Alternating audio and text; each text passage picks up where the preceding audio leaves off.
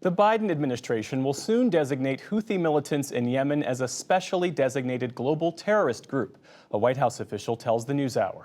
It follows more than 30 Houthi attacks on commercial shipping in the Red Sea.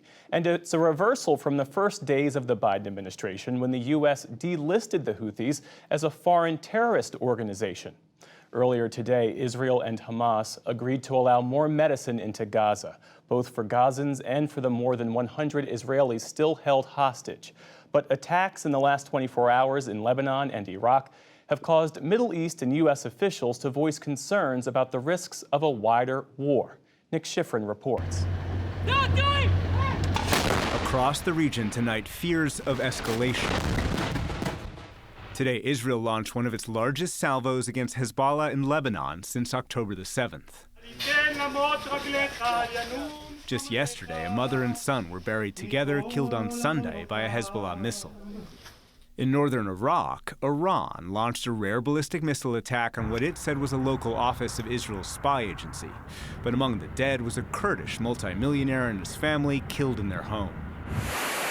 And off the coast of Yemen, U.S. warships launched the third round of strikes on the Houthis in 6 days. The target today, 4 Houthi ballistic missiles before they could be fired.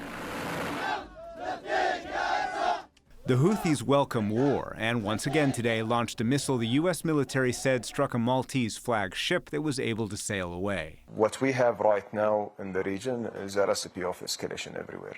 3,000 miles away at the World Economic Forum, leaders from the region and National Security Advisor Jake Sullivan acknowledged concerns of wider war. We have to guard against and be vigilant against the possibility that, in fact, rather than heading towards de-escalation, we are on a path of escalation that we have to manage. Purposely or not, Hamas's October 7th terrorist attack accelerated existing tensions. And today, de-escalation runs through Gaza, said Sullivan and Qatari Prime Minister Mohammed Al Thani. We should focus on the main conflict in Gaza, and as soon as it's diffused, I believe everything else will be diffused. But the spark and smoke of the war in Gaza continues to spread. Today, in central Gaza's Nusrat refugee camp, families carted all they had left. The UN says Gazans are stalked by the long shadow of starvation. Today in Rafah, Mohammed Al-Shandogli waited for food with his children. Our bodies are ill. My children are ill due to lack of food. This is not enough. Despite Israel's campaign, today Palestinian militants fired more than 24 rockets into Israel, the highest number in more than a week. And a reminder of how far Israel is from achieving its military goals. But there is disunity on how to achieve those goals. Prime Minister Benjamin Netanyahu wants to continue the war until Hamas is destroyed. War cabinet member and opposition leader Benny Gantz is willing to stop if it comes with the release of more than 100 hostages. Bring them home now.